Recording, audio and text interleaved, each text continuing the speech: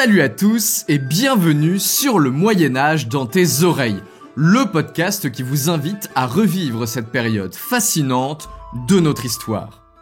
Guerre, épidémie, meurtre et trahison, mais aussi art, avancées scientifiques, foi et philosophie, laissez-moi vous raconter le Moyen-Âge comme si vous y étiez vraiment.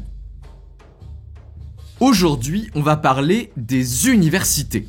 Vous le savez, c'est l'une des plus grandes inventions médiévales. L'idée d'un groupe d'hommes voués au savoir et à la connaissance, formés à devenir les cadres les plus éduqués de la société médiévale. Dès son invention, l'université fait parler d'elle. Ses membres la voient comme une nouvelle Jérusalem, tandis que pour ses opposants, elle est plus proche de Babylone. Difficile d'y voir clair, d'autant que l'université est un monde particulièrement complexe.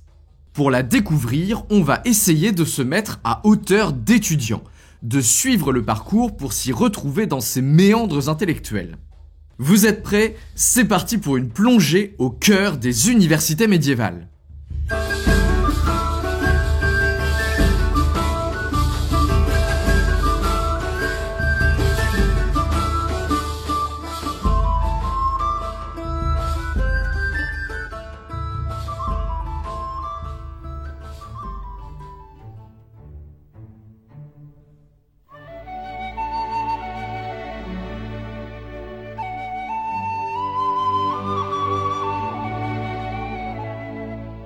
Vous étiez bien heureux dans votre campagne, à vous baigner dans les rivières et à vous prélasser à l'ombre des saules, bercé par le cri des mouettes, quand votre père a eu une idée saugrenue. « Mon fils, c'est décidé, tu vas aller à l'université. » Bon, à vrai dire, pas si saugrenue que ça l'idée. Après tout, ça fait déjà quelques années qu'il vous a envoyé fréquenter l'école du monastère local pour apprendre les rudiments de la grammaire latine. Au début, vous pensiez qu'il voulait simplement faire de vous un honnête homme pas trop stupide. Mais rapidement, au bout de la 8e poésie d'Horace, vous avez senti l'entourloupe. Non, il s'agit d'autre chose. Maintenant, après l'annonce paternelle, vous avez tout compris. Ce vieux renard avait tout prévu. Il avait arrangé son coup avec le maître de l'école monastique pour vous faire rentrer dans la tête un maximum de littérature antique dans le but de ne pas vous ridiculiser une fois arrivé dans la grande ville. Enfin vous, c'est plutôt lui qui voulait pas se faire ridiculiser par un fils idiot, oui. À tous les coups, il a même filé un petit cadeau au moine pour accélérer un petit peu l'apprentissage, c'est bien son genre ça. L'université. Vous connaissez le mot, vous en avez entendu parler bien sûr. Après tout, vous êtes tout de même issu d'une bonne famille. Pas de sang bleu, attention, aucune noblesse à des générations à la ronde. Mais l'affaire de votre père tourne quand même pas mal, et la famille a même amassé un petit début de fortune. Aucun de vos cousins ni de vos oncles n'est passé par l'université, mais le curé de la paroisse, lui, y a mis au moins un pied, ça c'est certain. Certainement pas les deux, vu les âneries qu'il raconte parfois. Malgré tout, l'université reste un peu abstraite dans votre esprit. À quoi ça ressemble, exactement ? Tout ce que vous savez, c'est que c'est fort loin. Pendant que vous réfléchissez à cette nouvelle vie qui va vous tomber dessus, votre père, lui, a déjà tout préparé. Vous ne savez pas si ce sourire qui éclaire son visage est une expression de pure fierté à l'idée d'envoyer enfin un de ses rejetons à l'université, ou une expression du bonheur d'être enfin libéré de son fils bon à rien. Quoi qu'il en soit, tout est prêt. Le sac déborde de pain et de viande salée, une bourse pleine de pièces d'argent est soigneusement cachée sous votre pourpoint. Vos parents ont même trouvé un petit nécessaire d'écriture dont ils vous ont lesté avant de partir. Quelques plumes taillées, un peu d'encre et quelques feuilles de papier, le tout roulé dans une cape et un chaperon. Et finalement, un beau jour de septembre, c'est le départ. Vous jetez un dernier regard sur votre famille, assemblée devant la porte de la maison.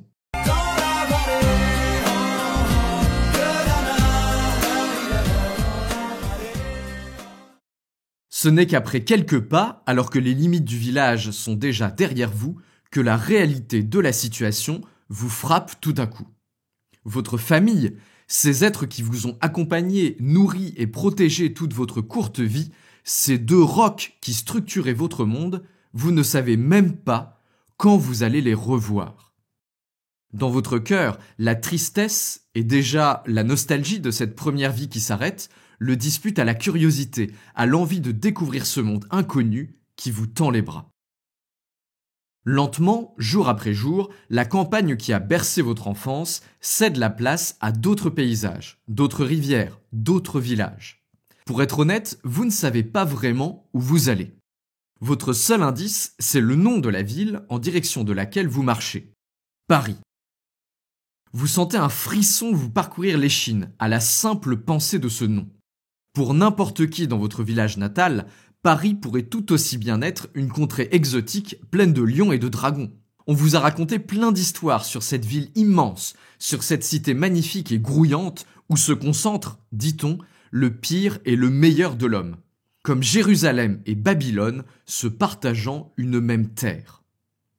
Bon, heureusement pour vous, un petit groupe de pèlerins en partance pour l'abbaye de Saint-Denis va au même endroit que vous. Vous ne voyagerez pas seul et vous n'aurez même pas besoin de vous préoccuper de la direction à prendre. Et tandis que vous rêvez, dans la chaleur poussiéreuse de cette fin d'été, à cette nouvelle vie qui s'offre à vous, à ses dangers et à ses promesses, la ville approche jour après jour.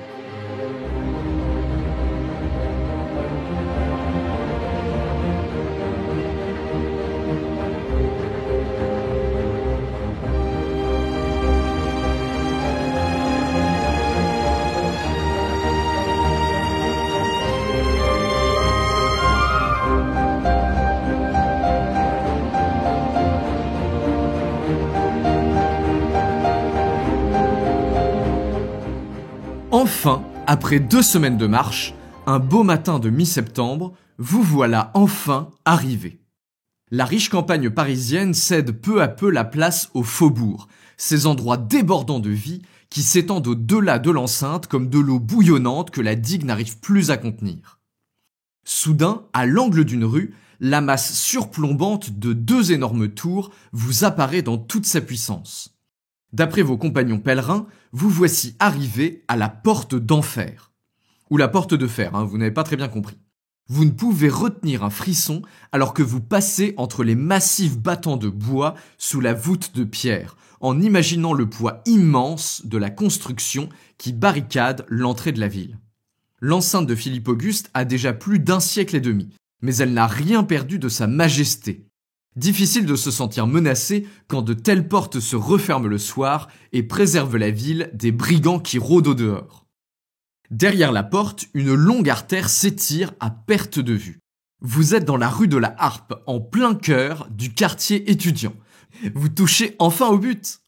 Ça va quand même! C'est pas trop tôt, ça fait des heures que j'attends. Depuis le début du XIIe siècle, Paris est devenue la capitale intellectuelle de la chrétienté. La puissante cité des rois de France, riche et prestigieuse, a alors attiré de nouveaux maîtres, des savants renommés qui ont revivifié les vieilles écoles accolées aux églises et aux couvents. Année après année, les étudiants ont commencé à affluer pour venir chercher l'enseignement des meilleurs maîtres. Autour de Pierre Abélard, autant célèbre pour sa brillante philosophie que pour ses frasques amoureuses, auxquelles un petit coup de ciseau a brutalement mis fin, la montagne Sainte-Geneviève, puis toute la rive gauche de la Seine, se sont transformés en quartier bouillonnant d'une activité intellectuelle intense. Et bientôt distingués des autres par la langue qu'on y parle à tous les coins de rue, le latin. Mais ces maîtres et ces étudiants ne sont pas encore une université. Pour ça, il va encore falloir quelques dizaines d'années de lobbying et de combat, parfois même au sens littéral. Voyant que l'activité intellectuelle et la formation se développaient à vitesse grand V, le pape décide, au 3e concile de Latran qui se tient en 1179, la création d'une autorisation officielle d'enseigner. C'est la naissance de la licence, en latin, la licentia docendi, la licence d'enseignement. C'est désormais à l'évêque, ou plutôt à son chancelier, que revient le droit d'attribuer cette licence. Sauf que depuis le début, le torchon brûle entre l'évêché et les maîtres d'école de la rive gauche de Paris. L'évêque vit mal la dépossession de son monopole d'enseignement et fait tout ce qu'il peut pour freiner le développement de cette concurrence un peu trop dynamique. Il faut mettre d'urgence un frein à l'immobilisme. Entre 1210 et 1231, le groupe des maîtres et des étudiants accumule les victoires. La papauté les soutient et oblige l'évêque à accorder la licence à ceux qui la méritent, sans embûches administratives ni frais de dossier excessifs. En avril 1231, c'est la consécration. Le pape Grégoire IX publie la bulle Parens Scientiarum, en latin la mère des sciences. Déjà, c'est tout un programme. Une bulle, en fait, c'est une sorte de décret pontifical, et celui-ci est d'une importance capitale. Il reconnaît enfin la corporation des maîtres et des étudiants et confirme tous ses privilèges. Elle devient désormais pleinement autonome et capable de se doter de ses propres statuts pour élire ceux qui la gouvernent. Elle obtient également le droit de grève, une arme puissante pour défendre ses intérêts. Cette bulle donne tout son sens au nom que se donnent les maîtres et étudiants parisiens. Universitas Magistrorum et Scholarium, l'université. Mais Paris n'est pas la seule à structurer son université. Entre la fin du XIIe et le début du XIIIe siècle, d'autres villes suivent son exemple. À Bologne, qui n'est pas encore célèbre pour sa recette de spaghettis, les étudiants en droit parviennent dans la deuxième moitié du XIIe siècle à reconnaître leurs privilèges et à fonder 2 universités. À Oxford, dans un bourg rural paumé au milieu du sud de l'Angleterre qui n'avait jusqu'ici rien de bien folichon, les maîtres et étudiants obtiennent en 1214 des statuts accordés par le pape, reconnaissant la nouvelle université. Puis c'est au tour de Montpellier, en 1220, de voir la naissance d'une université spécifiquement tournée vers la médecine. Et ce n'est que le début. La nouvelle institution va se répandre à la vitesse d'une traînée de poudre, puisqu'à la fin du XVe siècle, on compte déjà plus de 70 universités dans toute l'Europe, même si elles fonctionnent avec quand même plus ou moins de succès. Mais pour l'instant, on n'en est pas encore là. À l'époque où vous vous trouvez, les doigts de 2 mains suffisent à compter le nombre d'universités et celle de Paris brille alors de 1000 feux. C'est quoi cette lueur à l'horizon numéro 10? Les lumières du port d'Alexandrie. Font naufrager les papillons de ma jeunesse. Hum Non, je sais pas pourquoi je dis ça. D'ailleurs, retour à nos moutons.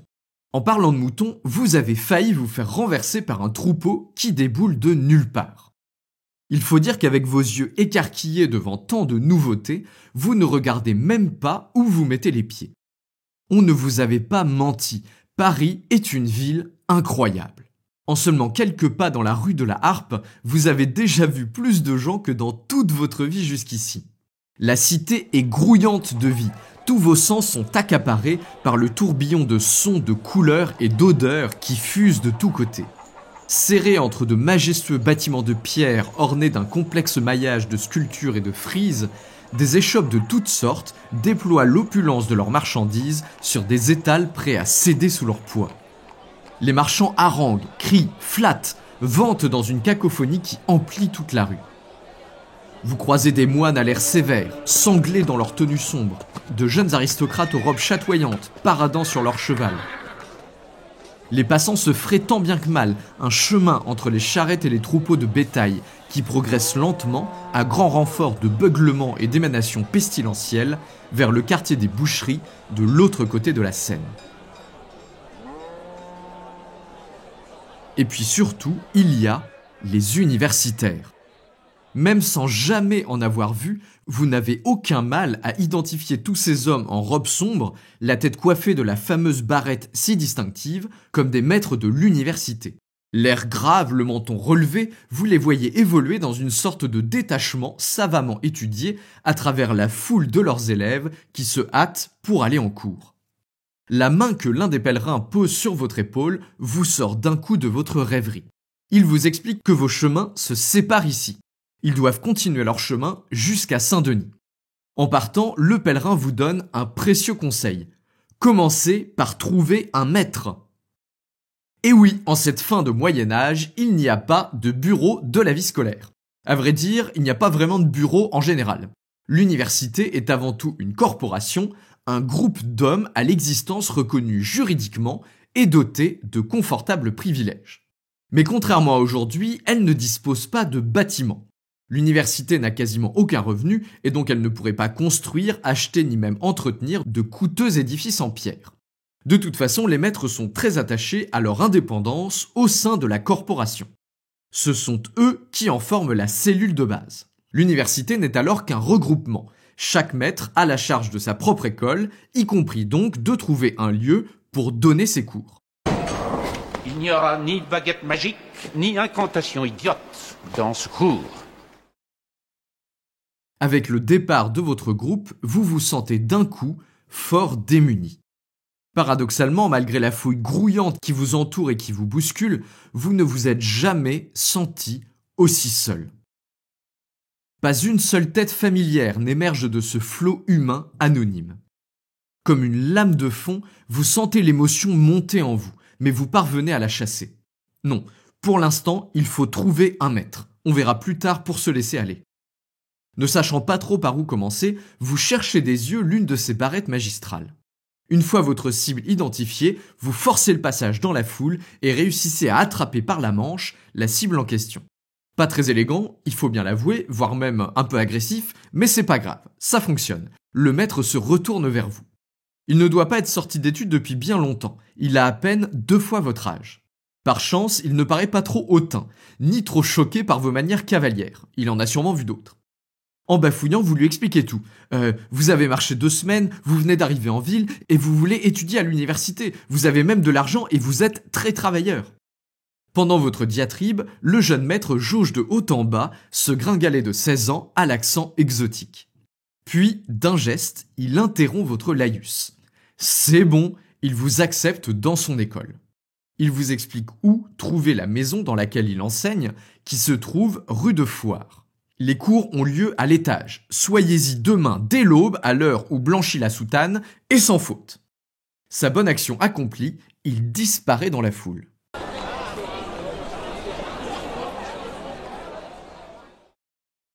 La joie éclate dans votre cœur. C'est bon, vous avez un maître.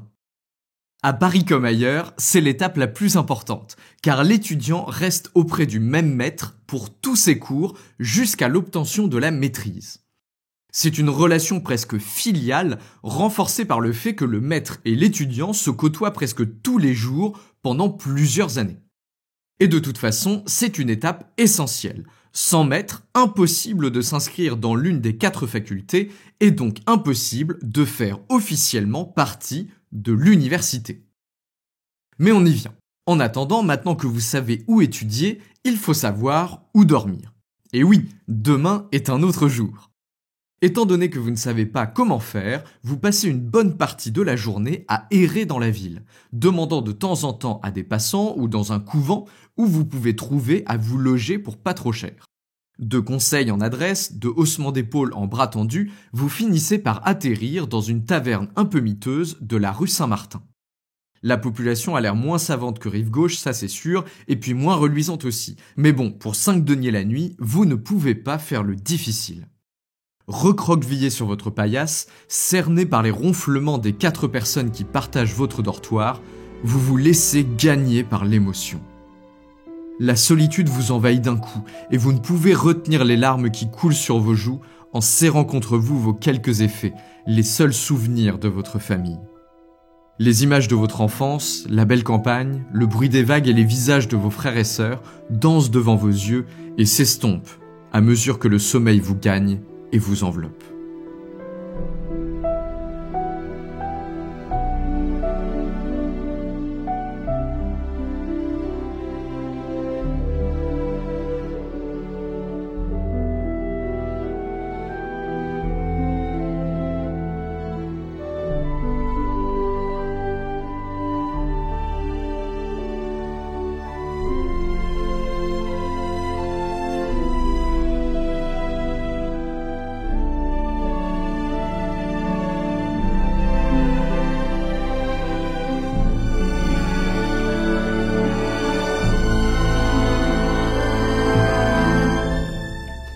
Tandis que dans les monastères qui constellent la grande ville, les moines entonnent les chants des laudes, vous vous pressez dans la fraîcheur du matin pour rejoindre votre lieu d'étude. La tristesse qui vous serrait le cœur durant la nuit s'est quelque peu envolée, remplacée par une bouffée de curiosité. Après tous ces efforts, vous allez enfin découvrir l'université. En réalité, la mi-septembre est à peine dépassée. Dans la plupart des écoles qui composent la corporation, les cours ne vont pas commencer avant le tout début du mois d'octobre. l'année universitaire est presque partout la même, de Paris à Oxford en passant par Bologne ou Toulouse. Les cours sont divisés en 2 semestres, un peu comme aujourd'hui finalement. La période dite du grand ordinaire va de début octobre jusqu'au carême, puis lui succède le petit ordinaire de Pâques à fin juin. Par chance, votre futur maître est à la fois moderne et consciencieux. Sachant les difficultés qu'ont les étudiants à s'y retrouver dans la grande et terrifiante capitale, il prend place dans sa salle de cours un peu avant le début officiel de l'année pour faciliter les inscriptions. Ce jour-là d'ailleurs, vous n'êtes pas le seul. Une petite file d'étudiants de votre âge, certains même encore plus jeunes, s'est formée devant la maison. Alors que le soleil se lève, vous entrez à la queue leu-leu. C'est une maison tout ce qu'il y a de plus classique. Un atelier occupe le rez-de-chaussée et une étroite ruelle mène dans la cour d'où vous pouvez accéder au premier étage. Dans la rue de Foire où vous vous trouvez, tout proche du fleuve, il en existe des dizaines dans le même genre. C'est là que sont rassemblés les maîtres qui enseignent les arts libéraux. Mais on y reviendra. Après quelques volées de marche, votre petit groupe entre dans une pièce qui a l'air assez confortable. Votre chapeau ne racle pas aux poutres comme dans beaucoup d'autres maisons, y compris celles de vos parents. Les petits carreaux de verre savamment agencés sur le cadre des 2 fenêtres font miroiter une douce lumière. À côté de la haute cathèdre de bois, le genre de trône dans lequel votre maître a déjà pris place, vous apercevez même une petite cheminée de pierre, évidemment éteinte à cette saison. Le maître, justement, n'a pas de temps à perdre. Il explique à votre petit groupe, d'une voix douce mais ferme, qu'il n'accepte pas les élèves qui ne maîtrisent pas le latin et qui n'ont pas la culture de base qu'il attend de tout jeune homme bien éduqué. Vous voyez autour de vous certains élèves froncer les sourcils. Ils n'ont déjà pas compris un traître mot du petit discours introductif que le maître a donné, évidemment, en latin. Ça commence mal pour eux, mais vous n'avez pas le temps de vous apitoyer. Un par un, chacun passe devant le maître pour réciter, à sa demande, soit l'une des nombreuses psaumes que vous connaissez par cœur, soit une fable quelconque, et même certains vers du Donat, le best-seller des manuels de grammaire que vous avez bien poncé au cours des dernières années. Pour votre cas, le maître semble ravi. Sans être parfait, votre latin ne manque pas d'élégance, et à part une malencontreuse erreur où vous avez remplacé animus par asinus dans un vers de la 42e psaume, provoquant l'hilarité générale, votre mémoire ne vous a pas trahi. Après ce premier test, le maître vous annonce la suite des événements. Pour ceux qu'il a décidé de retenir dans son cours, il faudra maintenant se rendre dans la maison où se réunit la nation à laquelle vous êtes censé appartenir pour se faire enregistrer. Après quelques vagues indications pour trouver la dite maison, le maître donne congé à la petite bande, laissant la dizaine d'adolescents en pleine rue, sans idée bien claire de ce qu'il faut faire. On va boire un verre ou prendre la peau au bas? Petit gourdin ou... Heureusement pour vous, 5 autres étudiants tout fraîchement admis doivent, comme vous, aller s'inscrire dans la nation française, celle qui regroupe l'ensemble des diocèses de la France actuelle, à peu de choses près. Les autres seront répartis dans l'une des 3 qui restent, normande, picarde, c'est-à-dire le nord de la France actuelle et le Benelux en gros, et enfin la nation allemande qui incorpore à peu près tous les autres étrangers, qu'ils soient effectivement allemands, anglais, écossais, irlandais ou même tchèques. Bon, il faut bien avouer qu'avec le début de la guerre de 100 ans, la présence des Anglais se fait de plus en plus discrète. En tout cas, vous n'en avez pas vu. Il faut dire que pour l'étudiant médiéval, enfin, pour celui qui ne vient pas de la ville universitaire, les études sont un véritable déracinement. La société médiévale est très fortement structurée, au point qu'il est bien rare de n'appartenir à aucun groupe. Pour les artisans, il y a la corporation. Pour les religieux, il y a le monastère ou le groupe de chanoines. Pour les nobles, il y a la lignée, la parenté. Pour les ruraux, il y a la communauté villageoise. Si bien que la plus grande hantise que peut avoir un homme du Moyen-Âge, et c'est vrai du début à la fin de la période, c'est de se retrouver seul, isolé et hors de tout groupe. Le groupe donne à la fois la raison d'être, le sens de la vie en quelque sorte, mais également la protection, qu'il s'agisse de protection physique évidemment, mais également de protection sociale si on veut. La corporation, par exemple, prend soin de ses membres malades, leur paye des funérailles et peut même soutenir financièrement la veuve isolée après la mort de son mari.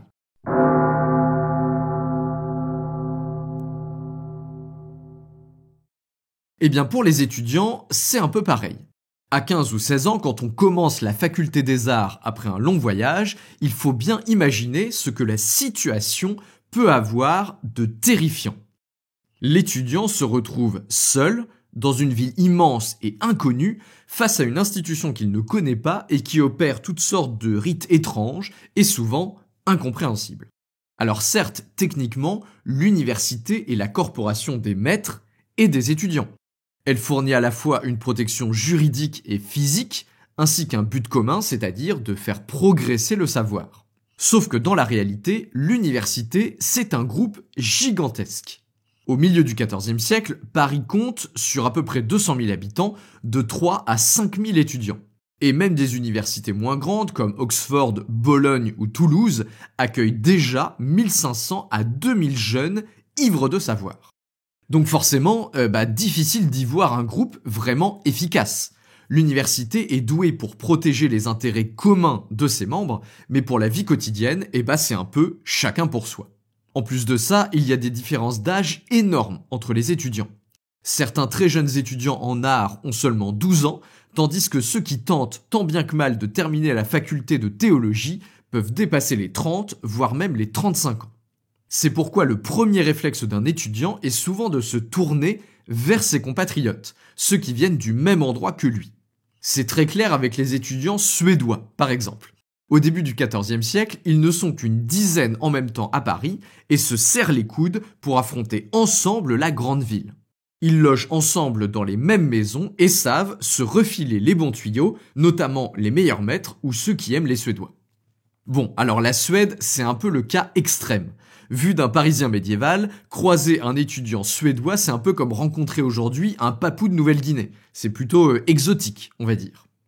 Naturellement donc, au moment où les universités se sont formées, les étudiants et les maîtres se sont regroupés par affinité géographique. À Bologne, les nations ont même fondé l'université. Une pour la péninsule italienne et une pour le reste du monde. À Oxford, il y a 2 nations à l'origine. Une pour le nord et une pour le sud des îles britanniques. Mais le problème, c'est que les Écossais et les Anglais étaient perpétuellement à couteau tiré. Donc l'université a aboli ces groupes en 1274. À Orléans, il y a une dizaine de nations. À Paris, par contre, on reste simple. Il y a donc 4 nations, françaises, normandes, picardes et anglaises, chacune divisée en provinces pour permettre aux étudiants de trouver un soutien pas forcément financier, mais au moins pratique et même pédagogique auprès de leurs compatriotes. Avec vos 5 comparses, vos efforts ont porté leurs fruits. À force de questions et de visites dans les différentes maisons des rues alentours, vous avez fini par trouver enfin la maison qui appartient à la nation. Un par un, l'officier représentant le doyen de la faculté, le maître qui en tient les rênes, vous a inscrit sur le grand rôle de parchemin qui recense tous les membres actifs de la nation. Bon, visiblement, l'officier est un peu aux fraises. Vous ne savez pas si c'est à cause de son grand âge ou de la masse de poils grisâtres qui obstrue ses oreilles, mais vous avez dû répéter 5 fois le nom de votre ville, Guérande, pour qu'il daigne enfin vous inscrire. Bon, avec un rapide coup d'œil, vous vous êtes aperçu qu'il avait marqué Varan, mais bon, au moins, c'est fait. Ah non, je connais pas. Non. Je connais Olivier Véran, qui est un peu malaisant. Mais comment? Non, c'est une blague.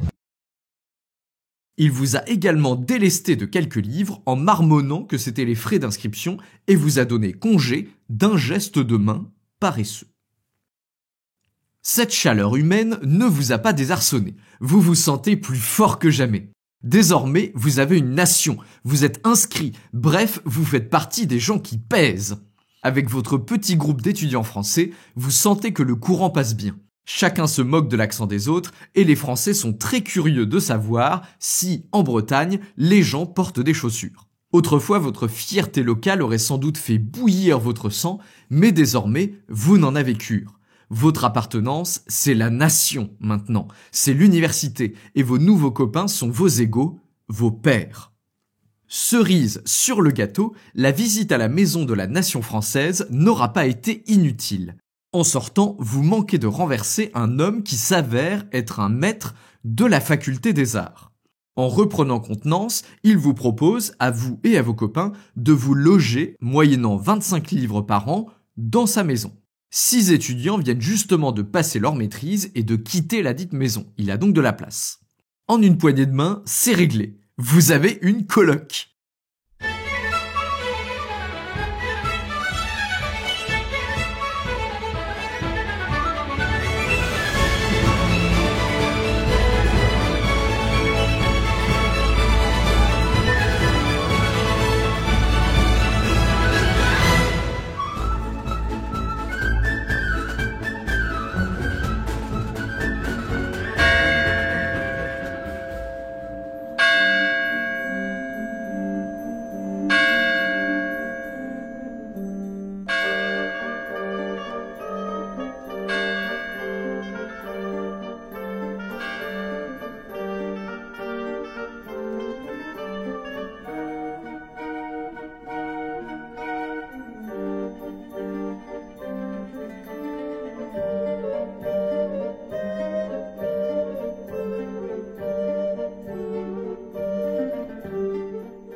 Avec le début des cours en octobre, votre quotidien change du tout au tout. Désormais, vous voilà un étudiant, un vrai, et un étudiant médiéval, ça bosse. À 16 ans, vous venez de débuter la faculté des arts libéraux, celle qui dispense le socle de connaissances essentielles à tout homme éduqué qui se respecte et qui prépare aux facultés supérieures de droit, de médecine et de théologie, le saint des saints. Les arts libéraux libèrent l'homme. C'est la phrase que votre maître vous a répétée presque chaque jour durant la première semaine. Au contact des auteurs anciens, vous allez acquérir, ouvrage après ouvrage, les secrets de la sagesse grecque, romaine et chrétienne. Depuis l'Antiquité, les arts libéraux, ceux qui forment l'esprit à la philosophie et lui permettent de percevoir le monde pour ce qu'il est vraiment, ces arts libéraux sont traditionnellement divisés en 2 cursus. Le trivium enrichit l'expression. Avec l'étude de la grammaire, de la rhétorique et de la dialectique, c'est-à-dire l'art du raisonnement et de l'argumentation, vous égalerez bientôt les performances des plus grands tribuns du passé, de Cicéron au père de l'Église, qui enflammaient par leurs seules paroles les âmes des premiers chrétiens. Le quadrivium, lui, enrichit l'esprit. L'arithmétique, la géométrie, la musique et l'astronomie vous permettront de connaître le fonctionnement du monde et de découvrir les messages que Dieu y a cachés. C'est pas là. Signez la buse. Pour la peine. Quoi pour la peine? Dans beaucoup d'écoles, à Paris comme à Oxford ou à Toulouse, les facultés d'art ont peu à peu abandonné l'étude de certaines de ces disciplines. L'astronomie ou la musique ont déserté les carnets de notes et l'enseignement s'est concentré sur le trivium, alors même que certains maîtres parmi les plus grands avaient fait du quadrivium la base nécessaire à la formation de tout esprit supérieur. Gerbert d'Aurillac, le fameux traducteur de tant de textes antiques, le grand alchimiste, celui-là même qui allait devenir pape, Gerbert lui-même avait passé sa vie, durant le XIe siècle, à parfaire ces 4 sciences au bénéfice des élèves de l'école cathédrale de Reims. Mais désormais, tout part à volo. En tout cas, ça, c'est ce que dit votre maître. Lui, il ne veut pas faire l'impasse sur le programme. Vous allez donc tout étudier.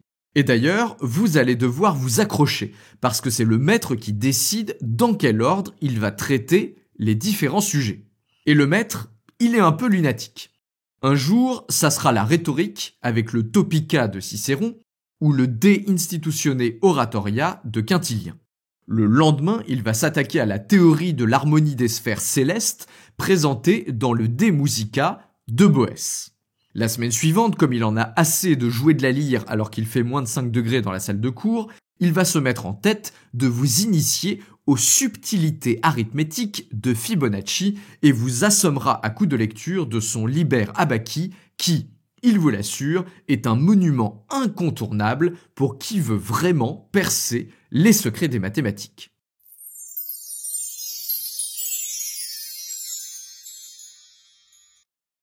Quel que soit l'ouvrage au programme, vous ne chômez pas. Lorsque vous croisez d'autres étudiants de la nation, vous vous faites tous la même réflexion. Les journées de cours n'en finissent pas.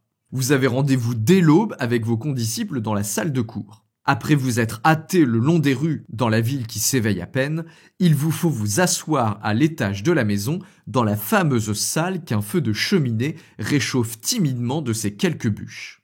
Visiblement, les affaires ne vont pas trop mal pour votre maître. En cours d'année, il a fait acheter 3 grands bancs de chêne pour que vous et vos copains n'ayez plus à vous asseoir par terre ou sur des balles de paille.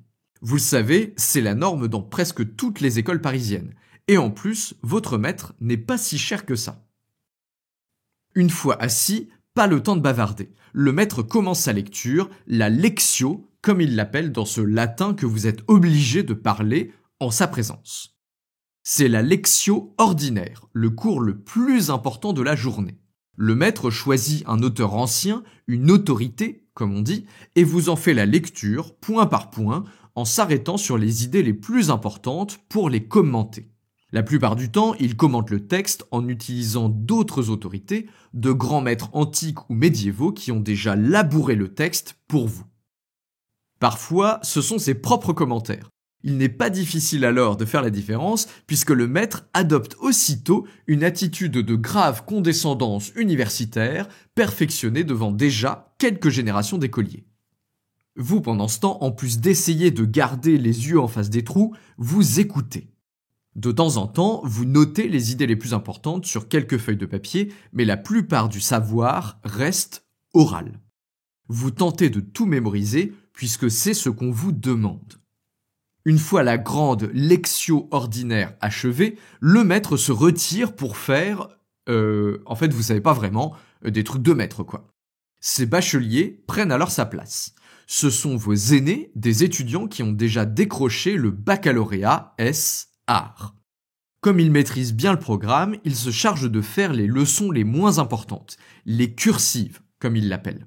En gros, ils vous lisent en diagonale les autorités les moins autoritaires pour que vous en ayez quand même connaissance, ou alors ils vous lisent une première fois le texte que le maître abordera le lendemain matin, histoire que vous puissiez suivre plus facilement.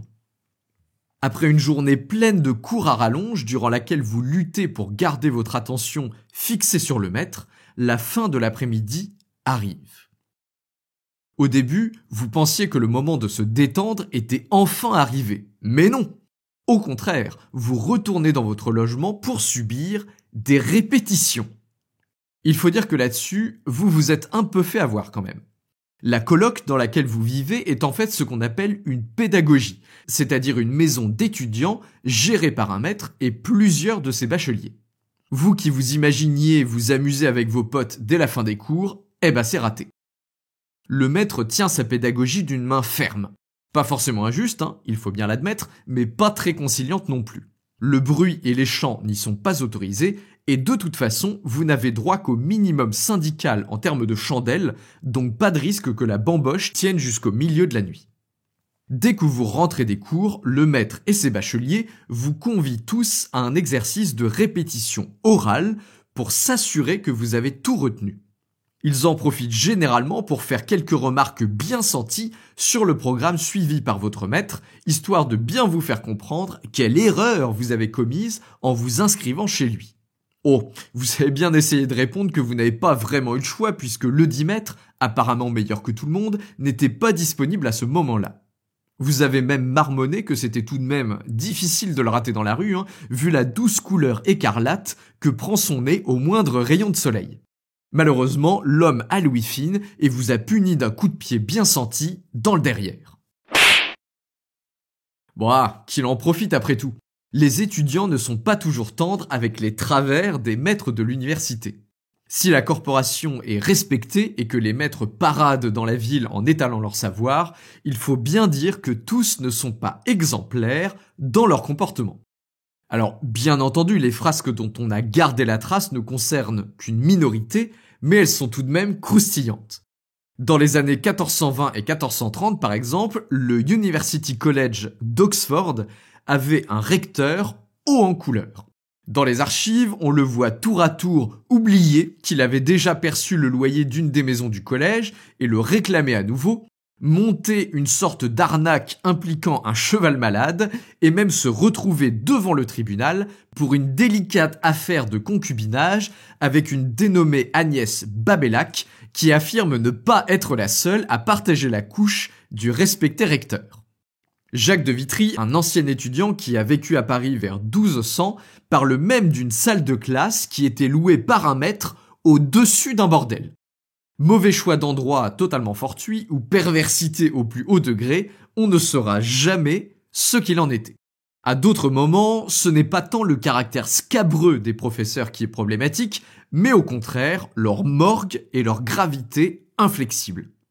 En 1229, par exemple, le pape fonde à Toulouse une toute nouvelle université que doit financer sur ses fonds propres le comte Raymond VII pour se racheter d'avoir laissé l'hérésie cathare prospérer sur ses terres.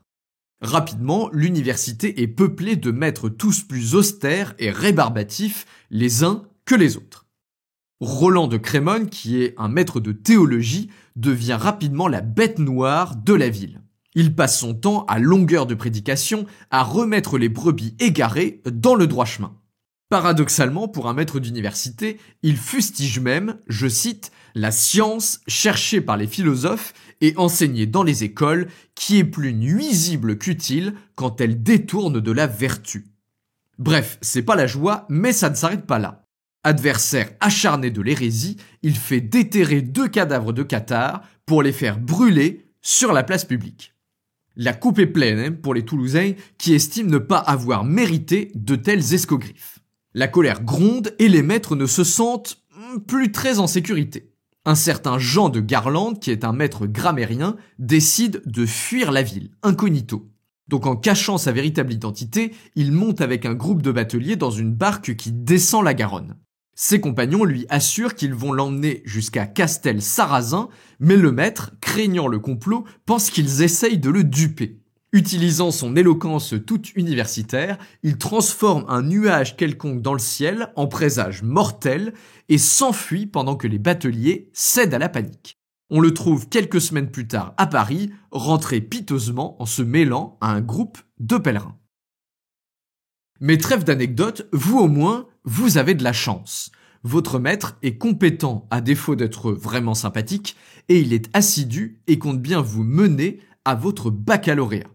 Car oui, c'est bien là le but de tout ce tintouin, non ? Tu vois que je ne suis pas allé jusqu'au certificat d'études pour rien. De nos jours, le cursus universitaire est bien structuré. La licence sanctionne la réussite de 3 années d'études dans un même domaine, puis le master sanctionne 2 années supplémentaires. Les plus anciens d'entre vous se souviendront peut-être également du DUG, de la maîtrise et du DEA, DESS. Vous pouvez ensuite poursuivre sur une thèse qui vous donnera, si vous la présentez avec succès, le titre de docteur dans votre discipline. Une fois que vous avez décroché un poste de maître de conférence, vous pouvez même, si vous en avez pas déjà assez, présenter une habilitation à diriger des recherches et devenir ainsi un professeur de plein exercice capable de présenter des étudiants au doctorat. Au Moyen-Âge, point de tout cela. Formellement, il n'existe qu'un seul diplôme, la fameuse licentia docendi, la licence d'enseignement.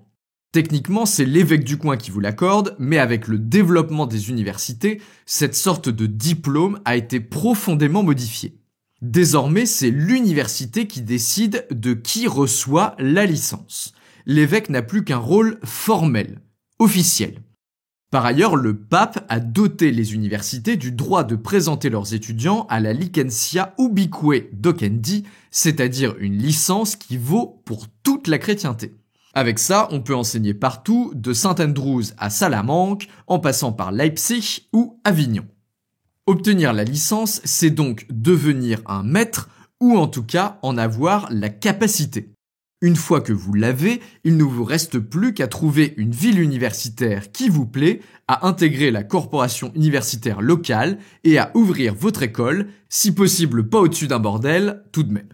Être licencié au Moyen-Âge, c'est donc clairement une bonne chose. Dans les faits, personne n'appelle vraiment ça une licence, on parle plutôt de maîtrise. La maîtrise et la licence, c'est donc la même chose au Moyen-Âge. C'est à la fois un diplôme, quelque chose de formel qui sanctionne votre réussite, mais c'est également toute une cérémonie constituée de plusieurs étapes durant lesquelles vous devez montrer votre excellence et la profondeur de votre savoir pour mériter le titre de maître. Mais avant de pouvoir passer la maîtrise, il vous faut un précieux sésame, le baccalauréat. Pour faire un parallèle, on peut dire qu'être étudiant, c'est un peu comme être un apprenti dans une corporation. Vous apprenez le métier auprès d'un maître. Puis, avec le baccalauréat, vous devenez un peu comme un compagnon. Vous avez prouvé votre maîtrise des savoirs de la corporation, mais pas encore votre capacité à les enseigner à d'autres apprentis. Pour ça, il va falloir encore attendre un peu, le temps de devenir un véritable maître et d'ouvrir votre propre échoppe, c'est-à-dire votre école.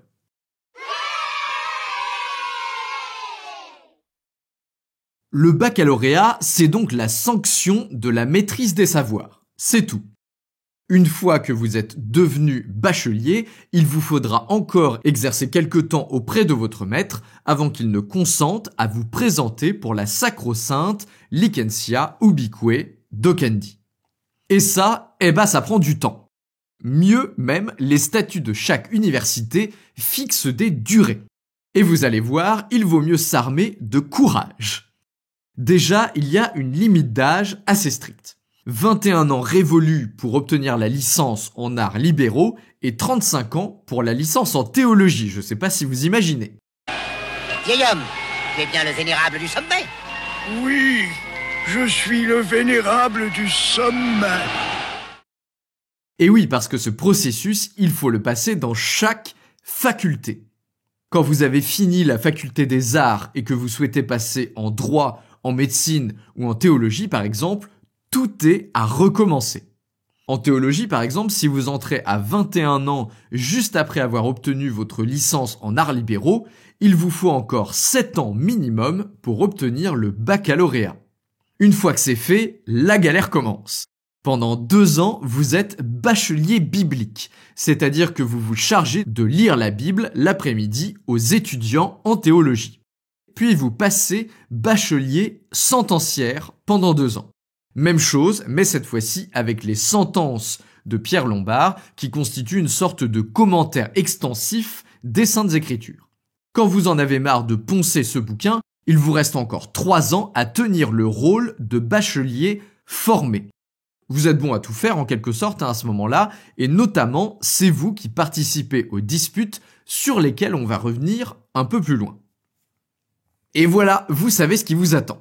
On dirait un peu le passage de niveau dans un jeu vidéo, avec à chaque étape plein de petites quêtes à accomplir. Et pour les facultés supérieures, c'est-à-dire le droit, la médecine et la théologie, une dernière quête vous attend, celle du doctorat. Alors là, on ne parle pas vraiment d'un grade en tant que tel, mais plutôt d'une grande cérémonie publique. Vous y donnez votre leçon inaugurale devant toute la faculté avant de payer un banquet pantagruélique à tous vos copains. Autant dire qu'il vaut mieux faire des économies parce que souvent ça coûte bonbon. À Bologne par exemple, devenir docteur coûte 500 livres de frais de dossier, soit 2 à 3 fois le salaire annuel d'un professeur. Pour les frais de banquet et de réception, là c'est open bar. Enfin presque. Les statuts de l'université fixent parfois des limites pour éviter que ça parte dans tous les sens. 2000 livres maximum à Bologne, ce qui est déjà confortable, il faut bien l'admettre. Repas intime, 40 danseurs, 80 musiciens et 300 plats simples. Moi aussi ça me saoule quand il y a trop de monde. Mais revenons à vous, car vous n'y êtes pas tout à fait. Vos études ne font alors que commencer. En quelques mois, vous avez déjà bien progressé et fait rentrer une quantité phénoménale d'informations et de connaissances diverses dans votre crâne. Mais ce n'est que le début. Vous venez de fêter votre 17e année et 2 à 3 ans seront encore nécessaires, au minimum, pour devenir enfin bachelier. Alors en attendant, vous répétez inlassablement les mêmes journées. Levez à l'aube, direction la lectio ordinaire du maître, dans la salle de cours qui vous est désormais familière. Heure après heure, vous écoutez et mémorisez la science que votre maître et ses bacheliers vous inculquent. Bientôt, le De Musica de Boès n'a plus de secret pour vous, et sa science musicale imprègne votre conception du monde. Vous commencez à connaître l'almageste de Ptolémée sur le bout des doigts, les mouvements du soleil et des étoiles, le nom des constellations, le calcul des éclipses, les anomalies apparentes des trajectoires célestes, toutes ces informations sont stockées dans votre mémoire, qui ressemble désormais à un immense palais aux innombrables pièces remplies de joyaux philosophiques. Vous devenez peu à peu capable de rédiger des discours dont Cicéron aurait rougi, des poèmes qu'Horace aurait applaudis, et vos progrès vous renforcent dans votre confiance. Armé de tout ce savoir, pleinement conscient du fonctionnement du monde et des plus belles œuvres que l'humanité ait léguées, vous envisagez votre avenir avec assurance. Vous faites désormais partie de l'élite qui domine la société médiévale.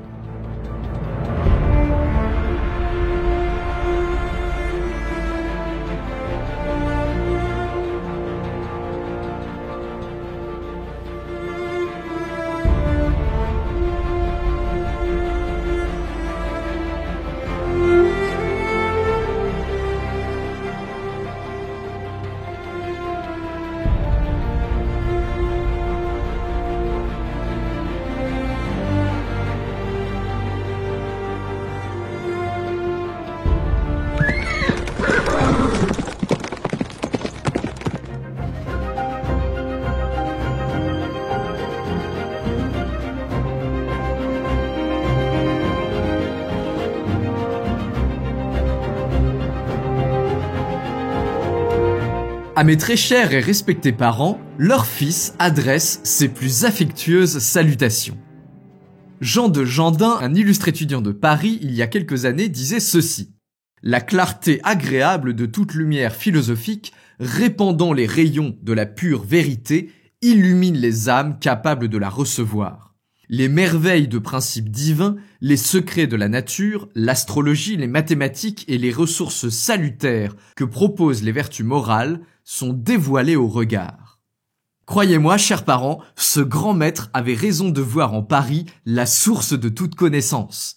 J'y étudie d'arrache-pied, du soir au matin, et je sens déjà, après 2 ans passés ici dans le quartier latin, que mon âme et mon esprit s'éclairent d'une vérité nouvelle. Auprès de mon bien-aimé maître, j'ai acquis suffisamment de connaissances aujourd'hui pour me permettre d'envisager enfin d'acquérir le baccalauréat et de devenir ainsi un homme éduqué et accompli. Je regrette, mes chers parents, de devoir à cette occasion vous demander à nouveau votre aide. Comme vous le savez de mes précédentes lettres, la vie ici à Paris coûte fort cher, et je n'ai déjà plus rien des 100 livres que vous m'avez envoyés la dernière fois par l'intermédiaire de mon oncle. Pour préparer le baccalauréat, je ne peux me contenter, comme je le faisais les années précédentes, de me fier uniquement aux notes que je prends durant les cours. Certes, le papier et l'encre que je dévore jour après jour et dont les amas recouvrent presque ma paillasse ne sont pas donnés et m'ont coûté déjà quelques dizaines de livres chaque année. Mais désormais, je dois me tourner vers de véritables ouvrages pour espérer réviser efficacement et ainsi pouvoir valider mon baccalauréat. J'ai vu aujourd'hui chez le libraire des ouvrages joliment copiés, quoique déjà utilisés par d'autres étudiants et dont le contenu est approuvé par la faculté. Le libraire m'en demande 60 livres, ce que je ne puis payer. Je vous demande donc humblement, mes chers parents, de bien vouloir m'envoyer 200 ou 300 livres dont je saurai faire le meilleur usage. Je sais que ma réussite fait votre fierté à Guérande et que cette somme, quoique élevée et sans doute difficile à trouver pour vous, me permettra de mettre la dernière pierre, la clé de voûte à cet édifice mental, cette cathédrale philosophique que je construis depuis 3 ans déjà. Pour preuve de ma bonne foi et de mon assiduité à étudier, je vous copie ici la liste de mes dépenses de la dernière année, afin que vous puissiez constater que les 100 livres que vous m'avez envoyés ont été judicieusement utilisés. Loyer de la pédagogie, tenu par maître Évrard, 30 livres. car le maître a décidé cette année de l'augmenter de 5 livres pour cause de la cherté des temps. Le maître est toutefois assez bon pour nous donner chacun une chandelle par semaine sur cette somme. Nourriture et boissons, 30 livres, témoignage de la sobriété que j'affecte dans ma vie quotidienne. Vêtements et chaussures, 20 livres, car l'université nous impose de nous vêtir décemment d'une robe longue et de couleur sombre que j'ai déjà fait repriser 3 fois. Pour les études, 40 livres, que j'ai dépensés en papier et en encre, ainsi qu'en location de plusieurs PKE, les cahiers d'ouvrages mis à disposition par l'université pour que nous puissions copier les travaux des autorités que nous étudions. Pour couvrir la différence de 20 livres que vous notez, j'ai eu la chance de pouvoir travailler quelque temps comme copiste pour le libraire de l'université. Je m'en estime heureux et béni, car j'ai entendu dire que beaucoup d'étudiants parmi les plus pauvres devaient travailler comme domestiques pour certains maîtres afin de gagner de quoi vivre. J'ai ainsi ouï dire d'un étudiant qui a rédigé un poème, le Carmina de Misera Clericorum, pour raconter ses souffrances. Il travaille chez son maître et doit faire pour lui toutes sortes de services. Après avoir chanté au chœur, il doit servir la table de son maître, puis la desservir, et encore aller acheter de la bière puis du pain pendant que les autres étudiants sont en cours. Son maître l'a même un jour battu pour être arrivé en retard dans son cours, les mains chargées des provisions qu'il avait envoyées quérir. J'ai dû encore, malheureusement, dépenser quelques dizaines de livres supplémentaires dans un épisode honteux que je vous raconte aujourd'hui avec réticence. Les étudiants les plus âgés appellent les nouvelles recrues baies jaunes, c'est-à-dire bec jaune, comme les jeunes faucons qui ne peuvent pas encore être dressés. Les baies jaunes sont accablés de toutes sortes de méchancetés, dont les maîtres et les recteurs des nations semblent parfaitement s'accommoder sans songer à les faire disparaître. Un soir, alors que j'avais déjà commencé les cours depuis plusieurs mois et que j'étais endormi dans ma chambre, la porte a soudain été ouverte par 3 étudiants plus âgés, parmi lesquels celui qui se fait appeler l'abbé des baies jaunes. Ils hurlaient qu'ils étaient venus pour enquêter sur une odeur infecte, une véritable puanteur dans le quartier qui ne pouvait émaner que d'un infect baie jaune, un être mi-homme, mi-animal arrivé de la campagne. Ils m'ont alors bombardé d'excréments en se moquant de mes pleurs et en beuglant que ma mère devait se désoler d'avoir mis au monde un être aussi vil que moi. N'en pouvant plus, je me suis recroquevillé sur ma paillasse. Après leur départ, je pensais être tranquille, mais le même rituel se reproduisit chaque nuit. Je n'en dormais plus et je devais chaque nuit ramper jusqu'au fleuve pour me laver des déjections dont ils m'avaient souillé. Un de mes camarades m'apprit que je n'aurais la paix qu'en leur faisant une offrande en argent, prix de ma liberté.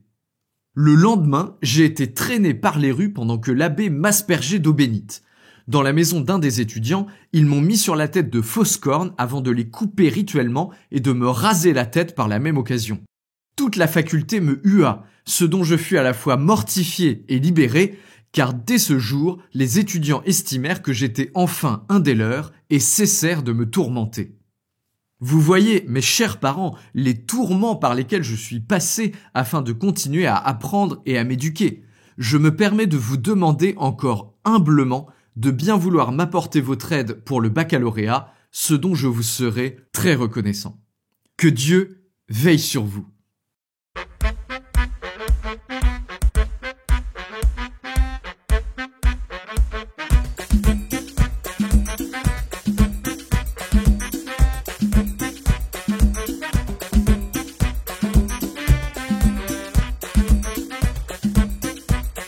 Mon bien-aimé fils, quelle joie d'avoir de tes nouvelles depuis Paris. Je suis bien heureux de lire que tu fais de grands progrès et que tu es prêt à te présenter au baccalauréat.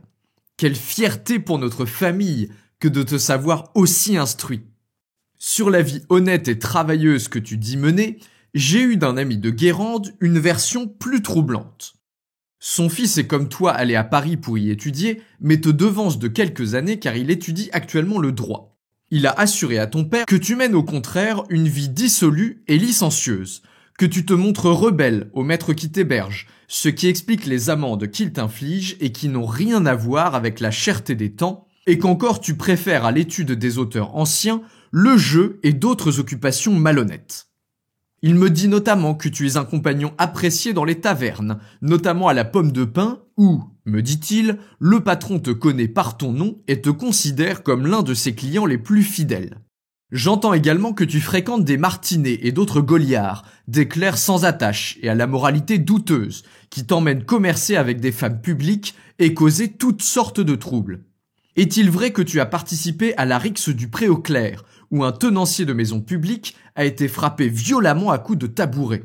Il se dit que le dit tenancier avait voulu requérir l'aide des sergents du roi pour maîtriser une troupe d'étudiants avinés particulièrement violents, déclenchant une véritable bataille rangée avec les bourgeois. Suite à ce triste événement, mon ami m'a rapporté que l'université avait fait grève pour soi-disant défendre les privilèges de ses étudiants injustement molestés et que tu aurais profité de cette grève non pour avancer sur l'étude des autorités, mais pour fréquenter d'autant plus assidûment les établissements de mauvaise vie. J'ai toute confiance dans la bonne foi de mon ami, mais je n'exclus pas que son fils puisse exagérer la réalité de ton vice pour se faire bien voir. Quoi qu'il en soit, je décide de ne t'adresser par ce courrier que 80 livres sur les 200 que tu me demandes. Tu ne sembles pas manquer d'argent lorsqu'il s'agit de te procurer de la compagnie ou d'enrichir des taverniers. Aussi, je suis certain que tu trouveras aisément quelque ami pour te prêter le reste dont tu as besoin. J'attends avec impatience ton retour parmi nous. L'un des chanoines de Saint-Aubin m'a averti qu'une prébende serait bientôt disponible et qu'il serait raisonnable qu'elle soit attribuée à un natif du pays qui a été instruit dans les arts libéraux. Une telle position te serait particulièrement enviable et serait un bel achèvement pour couronner tes études et t'assurer un avenir confortable. Que Dieu te garde, mon fils. Et oui, la vie des étudiants médiévaux est parfois haute en couleurs. En vérité, pour autant qu'on puisse en juger, vu l'état des sources en tout cas, la majorité des étudiants n'étaient ni des fauteurs de troubles invétérés, ni des rats de bibliothèque sans aucun intérêt pour le monde extérieur. Un ouvrage des années 1480, publié à Heidelberg par un maître enseignant à Leipzig, donne une bonne idée de ce que pouvait être l'étudiant moyen. Cet ouvrage, qui s'intitule le Manuale Scholarium, suit les aventures de deux étudiants, rapportés sous forme de dialogue. On y découvre un étudiant moyen qui n'est ni brillant ni stupide, qui vient s'instruire dans la jeune université allemande et qui se trouve parfois embarqué dans de regrettables événements dépassant le cadre strict de ses études. En réalité, les rapports entre les étudiants et le reste de la population urbaine sont par nature plutôt tendus. L'université est sans aucun doute, dans les villes qui en possèdent une, la plus prestigieuse et surtout la plus privilégiée des corporations. Protégée par le pape comme par le roi ou par l'empereur, elle jouit de privilèges exorbitants, qui dépassent de loin ceux des autres corporations. Déjà, tous les membres de l'université sont assimilés à des clercs, ce qui leur permet de bénéficier de ce qu'on appelle le fort ecclésiastique, c'est-à-dire d'être justiciables uniquement auprès du tribunal de l'évêque, qui est notoirement tolérant envers les membres de l'Église. Alors, est-ce que l'accusé est prêt à entendre la sentence? La sentence? Oh, mais auparavant, je dois être jugé. La sentence d'abord! On vous jugera après, effronté. Les membres de l'université bénéficient également du droit de toucher les revenus d'un bénéfice ecclésiastique, c'est-à-dire de percevoir des rentes sur une paroisse dans laquelle ils ne se trouvent pas physiquement, forcément, puisqu'ils sont à l'université. Le ius non trahi leur permet également de ne pas pouvoir être jugés hors de leur ville de résidence, ce qui oblige les plaignants à se déplacer pour chaque audience s'il leur venait l'idée de leur coller un procès. Bien pratique, si un de vos paroissiens vous accuse de quelque chose, aucun d'entre eux n'aura jamais les moyens, ou l'envie, de faire de longues journées à pied pour assister aux audiences, et ils abandonneront les poursuites de leur propre chef. En plus de ces bénéfices juridiques, les universitaires jouissent d'une franchise de taxes sur les marchandises qu'ils achètent, ce qui alimente parfois un juteux marché parallèle. En 1387, par exemple, un chanoine est traîné en justice pour s'être livré au commerce de truites en provenance du bénéfice ecclésiastique qu'il possède et dans lequel il ne vit pas, naturellement, ce qui met forcément les poissonniers de Paris en colère, car il peut vendre moins cher grâce à sa franchise de taxes. Forcément, on s'en doute, Tous ces privilèges irritent profondément les bourgeois et les corporations en général qui, eux, n'en bénéficient pas. D'autant qu'il est très difficile d'obtenir justice contre les maîtres et leurs étudiants. Déjà, l'université dispose, depuis 1231 pour l'université de Paris, qu'il a obtenu du pape, du droit de grève et de dispersion. En gros, si l'université sent qu'on touche un peu trop à ses privilèges, elle peut décider de cesser ses cours ou même d'aller les donner dans une autre ville. La dispersion s'est produite de nombreuses fois. En 1208, par exemple, l'université de Cambridge est créée par les maîtres d'Oxford ayant fui la ville à la suite de représailles orchestrées par les habitants après le meurtre d'une bourgeoise par un étudiant. Orléans et Padoue ont également été créés par ce genre de dispersion. Comme l'université dispose d'un grand prestige intellectuel et d'un fort pouvoir économique, la dispersion est un bon moyen de pression. Comme le dit Sophie Cassagne-Brouquet dans son ouvrage sur la violence des étudiants, les bourgeois sont dans une situation insoluble. Si l'université quitte la ville, les commerces peuvent mettre la clé sous la porte, car une énorme clientèle disparaît. Mais quand l'université est là, elle n'amène jamais le chiffre d'affaires espéré, car les maîtres et les étudiants contournent les commerces locaux grâce à leur franchise de taxes.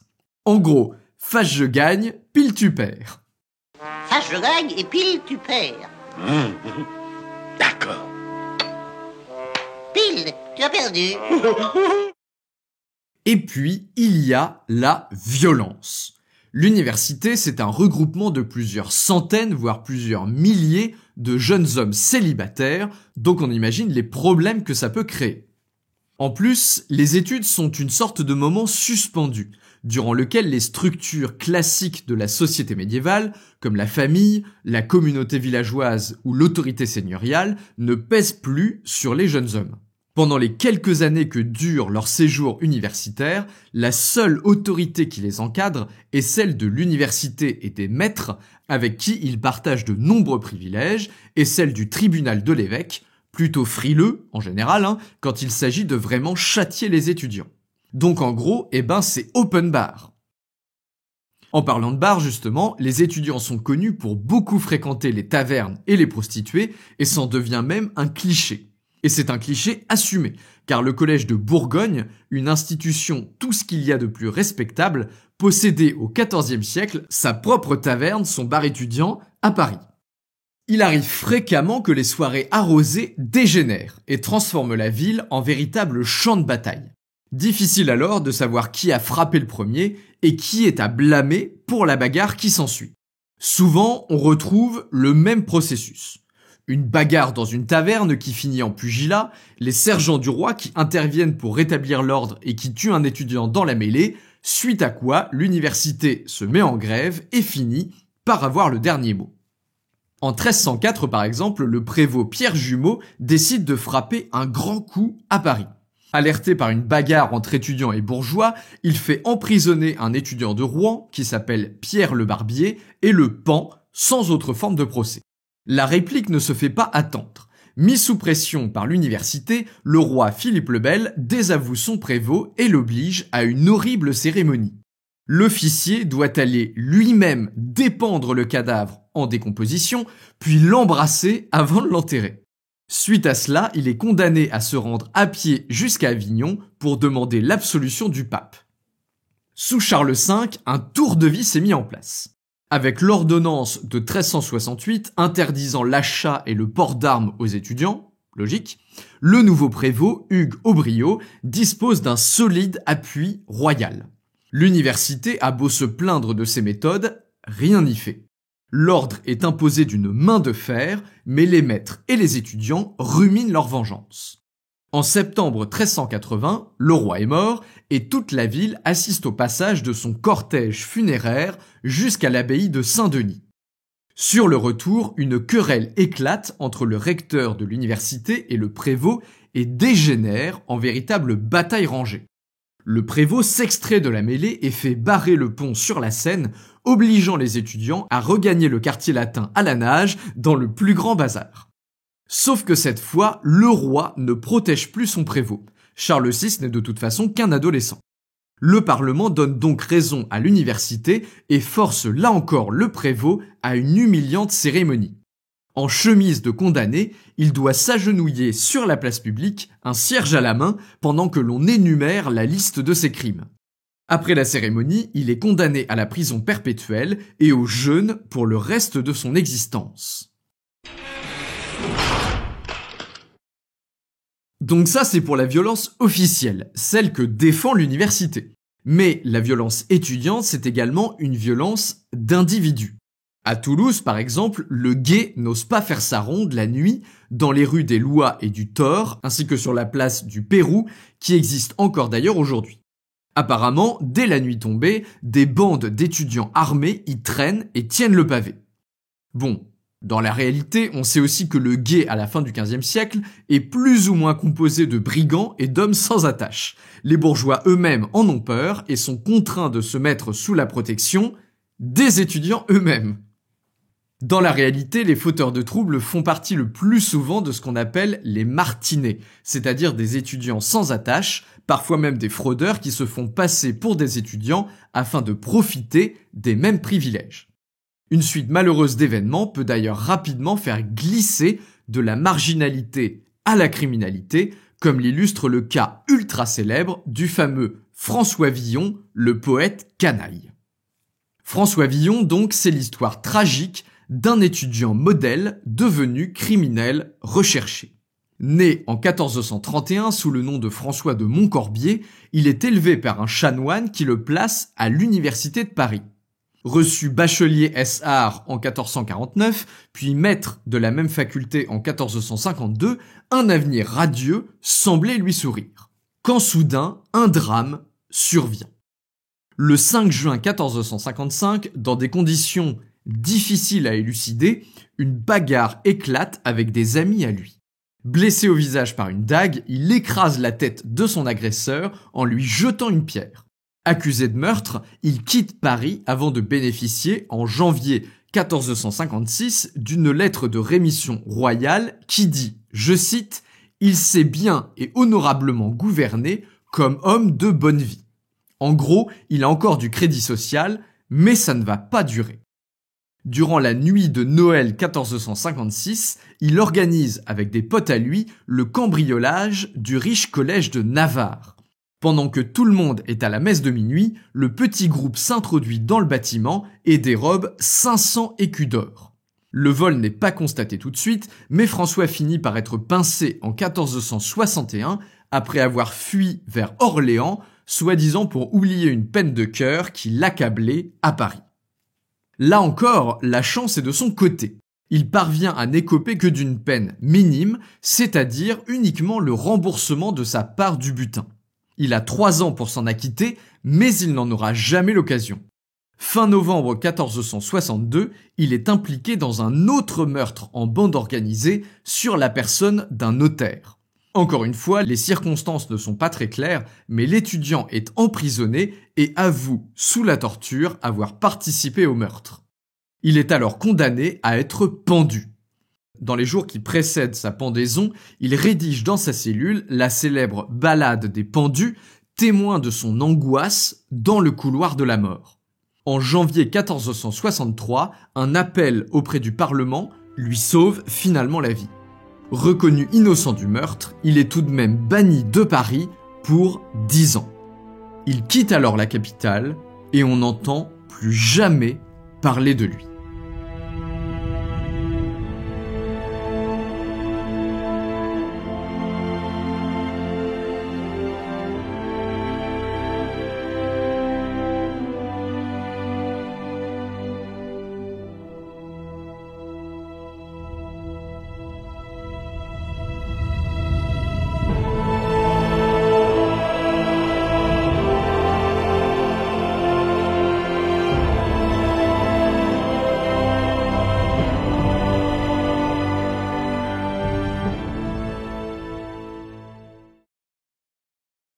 Vous venez tout juste de fêter vos 19 ans lorsque votre maître vous annonce la nouvelle. Vous allez être présenté au baccalauréat. Enfin, vous touchez du doigt cette récompense, celle qui viendra couronner les 3 ans de sacrifice, de travail exténuant, d'ouvrages mémorisés et de cours à geler devant la cathèdre. À l'avant, quelques jours après votre anniversaire, votre maître vous convie à la responsion. 2 heures durant, vous débattez avec lui devant un jury de ses pairs sur différents sujets qu'il a choisis pour vous. L'exercice est intimidant, mais vous êtes face à votre maître, celui qui vous accompagne chaque jour depuis 3 ans. Vous connaissez son enseignement par cœur, vous avez en tête toutes ses références que vous révisez depuis des semaines et vous souhaitez lui faire honneur avant tout. À la fin de la séance, son grand sourire ne vous laisse aucun doute sur votre réussite. L'émotion vous saisit et vous vous sentez tellement reconnaissant que vous écrivez une longue lettre de remerciement à votre famille sans même leur demander d'argent. Noël et l'hiver passent dans une ambiance studieuse. La prochaine étape approche. Durant le carême, alors que les premières feuilles commencent à orner les arbres dénudés et que la nature s'éveille doucement hors de votre chambre, vous êtes fin prêt pour l'interrogation des maîtres. L'exercice est cette fois bien plus scolaire, mais également bien plus éprouvant. Vous faites face à plusieurs maîtres de la faculté, parmi lesquels votre propre maître ne se trouve pas cette fois. Livré en pâture à cet aréopage de sommité intellectuelle à la moue hautaine, vous voilà bombardé de questions sans aucun lien entre elles. Tour à tour, vous devez présenter le calcul du diamètre terrestre, détailler la théorie de l'harmonie des sphères, réciter des pans entiers de la métaphysique d'Aristote, improviser des vers dans le style d'Horace, chanter un psaume pris au hasard en mettant en pratique la théorie du Regule de Arte Musica de Guy de Charlieu, et enfin résumer la pensée de Jean de Salisbury dans le Métalogicon en citant le passage le plus important de chaque chapitre. À la fin de la séance, vous êtes lessivé. Votre cœur bat à tout rompre et vous sentez sous votre robe la sueur dégouliner le long de votre colonne vertébrale. Les questions s'enchaînaient avec une telle rapidité que vous ne saviez même plus où donner de la tête. Réfléchir, c'était déjà perdre pied et vous avez fini par laisser votre mémoire prendre le dessus et faire passer presque mécaniquement le savoir de votre cerveau à vos lèvres sans laisser la raison interférer. Après cette interrogation, plusieurs jours se passent sans que vous n'ayez de nouvelles. L'esprit vide, sans goût pour l'étude, vous errez dans les rues de la capitale, marchant parfois jusqu'à Saint-Denis sans même savoir par quel chemin vos pieds vous ont mené là-bas. Vous revivez mentalement chacun des efforts qui vous ont mené ici, chaque étape, chaque félicitation, chaque coup ou brimade, chaque pinte de bière aussi, bref tout ce qui a émaillé votre quotidien dans ce centre du savoir, dans cette capitale intellectuelle de l'Europe. L'angoisse vous tord le ventre et vous n'osez imaginer le moment où il faudra rentrer, la queue entre les jambes, chez vos parents pour leur avouer votre échec.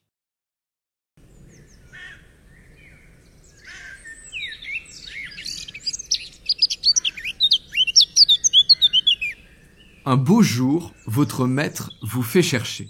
Ces traits neutres ne vous disent rien et vous avez le temps de vous asseoir et d'attendre plusieurs minutes suspendu à ses lèvres avant qu'il ne vous annonce la nouvelle. Vous êtes admis à la détermination. Sitôt les mots prononcés, vous sombrez dans une sorte de béatitude cotonneuse. Vous entendez à peine ses félicitations et les échos qu'il a eus des maîtres de sa faculté sur votre efficacité et votre précision. Vous ne sortez de votre rêverie que pour vous concentrer sur la logistique. Maintenant que vous avez passé les 2 étapes préliminaires, votre maître vous informe que vous allez d'abord l'assister pendant quelques mois dans ses cours. Vous vous chargerez de certaines lectures faciles en attendant que vous soyez invité à présenter votre détermination. Alors seulement, si vous réussissez, pourrez-vous vous intituler bachelier et porter avec fierté ce brevet de savoir décerné par votre université. Les mois en question passent à la vitesse d'un oiseau filant dans le ciel. Sans même que vous y prêtiez attention, d'un coup, le grand jour est arrivé. À Pâques, après les cérémonies religieuses auxquelles bien sûr participe toute l'université, vous êtes invité à vous présenter à l'église de Saint-Julien-le-Pauvre pour subir votre détermination. C'est dans cette petite église sans prétention que vous attend le collège des maîtres. Assis au premier rang, ainsi qu'une bonne partie de la faculté des arts. Vos collègues, vos amis et même ceux que vous n'aimez guère, serrés derrière les maîtres et impatients de participer au spectacle. Car la détermination, vous le savez, c'est une dispute, enfin une disputatio, comme on dit dans le latin qui est presque devenu votre langue maternelle à ce stade. Les maîtres vous ont laissé le choix du sujet. Vous avez donc choisi de défendre cette question qui vous a toujours fasciné et qui vous occupait déjà quand vous observiez le vol des goélands dans votre Bretagne natale. Tout homme est-il nécessairement un animal ? Le silence se fait d'un coup dans l'église. Et vous vous lancez, la bouche sèche, le cœur battant, dans l'argumentation sur laquelle vous travaillez depuis des jours. Les autorités qui vous bercent depuis 3 ans viennent alors à votre secours. L'Isagoguet de Porphyre, la physique et la métaphysique de votre bien-aimé Aristote, les consolations de la philosophie de Boès et même le Liber des Chaosis, comme autant de colonnes sans faille, soutiennent la puissance de votre raisonnement. Puis la dispute commence. Dans toute l'assemblée, les questions fusent, se croisent et s'interpellent dans la plus grande des cacophonies. Les maîtres ont le plus grand mal à remettre de l'ordre et à faire valoir leur droit de poser les premières questions. Comme au jeu de paume, s'engage alors une mécanique de passe entre vous et l'assistance, et même au sein de l'assistance, alors que vos mots sont disséqués, pesés, analysés en détail pour argumenter sur le moindre point, offrant quelque aspérité au raisonnement. Le soleil monte et descend dans le ciel alors que la dispute se poursuit. Enfin, alors que ses rayons faiblissent et marquent la fin de l'après-midi, les maîtres semblent satisfaits. La dispute prend fin et l'assemblée se disperse.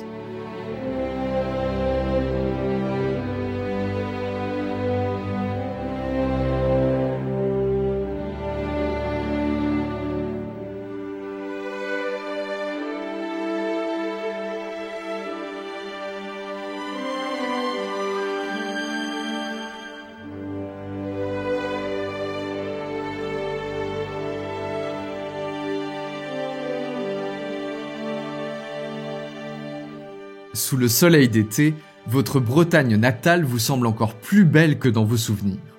Près de 4 ans se sont écoulés depuis la dernière fois où vous avez posé les yeux sur cette campagne verdoyante, sur le réseau de canaux et de rigoles qui strient la côte et dans lequel s'ébattent à grands cris des oiseaux de mer de toutes formes et de toutes tailles.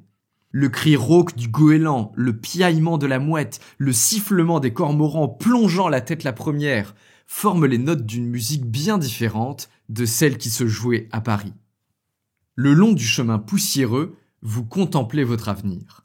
Maintenant que vous êtes bachelier en art, de nombreuses voies s'offrent à vous. Vous pourriez passer votre maîtrise et enseigner à votre tour, tenir une école et dispenser votre savoir au sein de la puissante corporation universitaire. Ou même simplement donner des cours en tant que bachelier, d'ailleurs. Avec le sésame de la faculté des arts, vous avez également gagné le droit de vous attaquer aux facultés supérieures. Droit, médecine ou même théologie, ce creuset de l'élite vous est désormais ouvert, à condition que vous puissiez réunir évidemment les sommes considérables nécessaires à plusieurs années d'études supplémentaires. Avec un peu de chance, vous pourriez peut-être vous faire admettre dans l'un des nombreux collèges parisiens. Il paraît que le collège de Navarre, avec ses 70 places, octroie des bourses suffisantes pour vivre dignement le temps des études, même si c'est au prix d'une vie quasi monacale. Mais finalement, vous ne savez pas si vous avez vraiment envie de cette vie d'universitaire. Quand vous étiez encore plongé dedans, avant d'entreprendre le voyage de retour vers Guérande, l'université vous semblait être une évidence. Mais maintenant que l'agitation permanente de Paris est derrière vous, au milieu de cette campagne paisible, vous vous demandez si la place évoquée par votre père, cette prébende de chanoine, ne vous conviendrait finalement pas. Une vie tranquille, bourgeoise, qui vous laisserait suffisamment de temps et d'argent pour peut-être investir dans le commerce et acheter des livres pour nourrir votre curiosité intellectuelle. Oui, pourquoi pas après tout. Vous contemplez mentalement la vie qui pourrait s'offrir à vous lorsqu'au détour du chemin, la maison familiale apparaît devant vous. Vos parents sont assis sur le vieux banc que vous connaissez bien, à côté du pas de la porte. Ils lèvent la tête, vous voient et vous sourient. Vous ne pouvez chasser cette impression étrange. Rien n'a changé dans ce que vous avez laissé derrière vous ici, et pour autant, tout est différent. À votre tour, un sourire illumine votre visage.